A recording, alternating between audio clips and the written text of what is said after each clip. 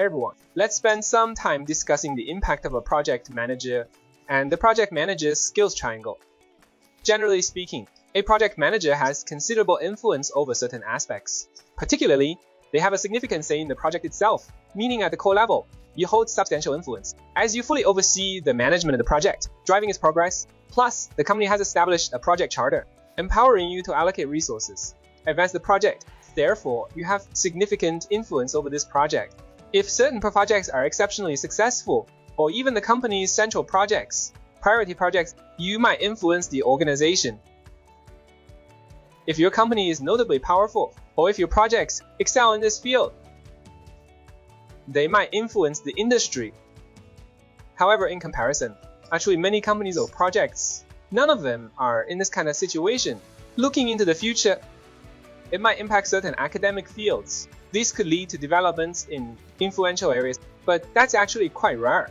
Eventually, some projects might collaborate with others on cross-disciplinary initiatives impacting various fields. This doesn't only influence this field, but extends its impact to others as well. Reality, as a project manager, your influence gradually decreases, gradually weaken. In other words, your greatest influence is truly within this project team. When defining what influence is, it's often about how you can help others or impact what others do. That's true influence, right? And you usually work within this project team. For this project, your influence will be more impactful. However, as project managers, we should focus on having a greater positive impact and better influence others. Aside from influence, let's explore the project manager's talent triangle. This project manager's talent triangle, the PMI Talent Triangle, featured in the Guide to Striving textbook as described in this book. What are the three core aspects? One part is technical project management.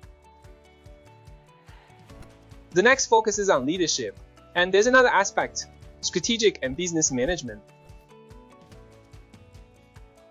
referred to as strategic and business skills. What does that mean? Let's break it down briefly. First, technical project management skills. This essentially means employing structured approaches more effectively to efficiently manage projects and oversee project portfolios effectively. We will cover the phases of initiation, planning, execution, monitoring, and closure. We need to manage the project scope as well as the schedule costs and quality, along with managing resources, communication risks, and procurement.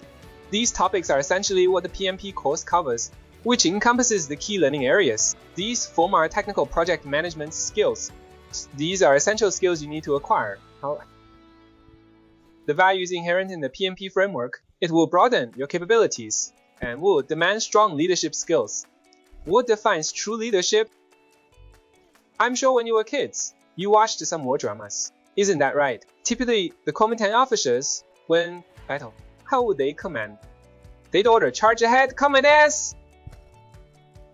In contrast, communist officers would say, comrades, follow my lead.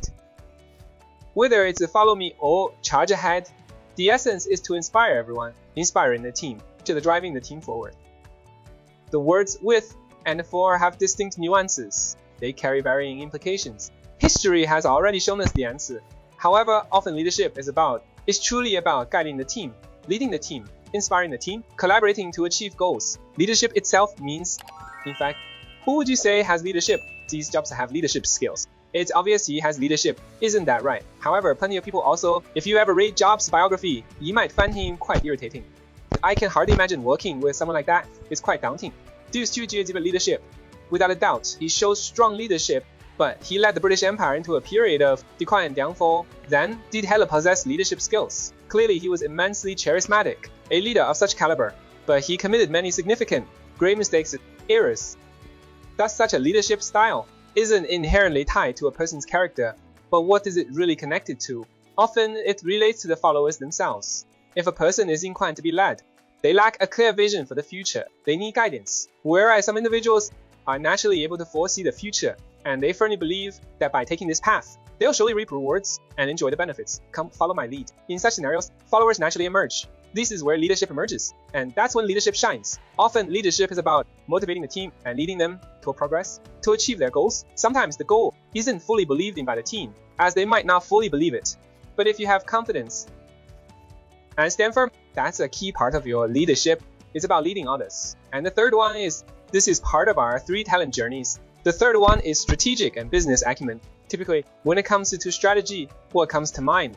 It's often seen as the job of senior management, isn't it?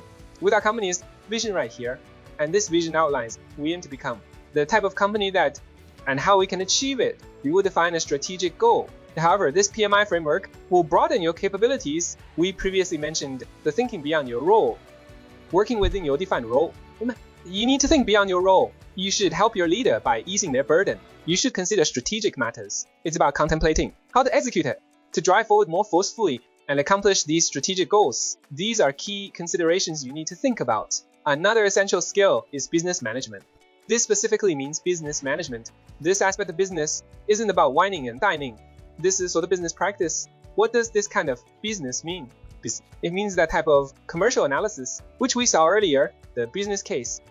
That type of business management. In other words, we can decide if these things will be beneficial, worth doing, profitable, or not worth doing at all.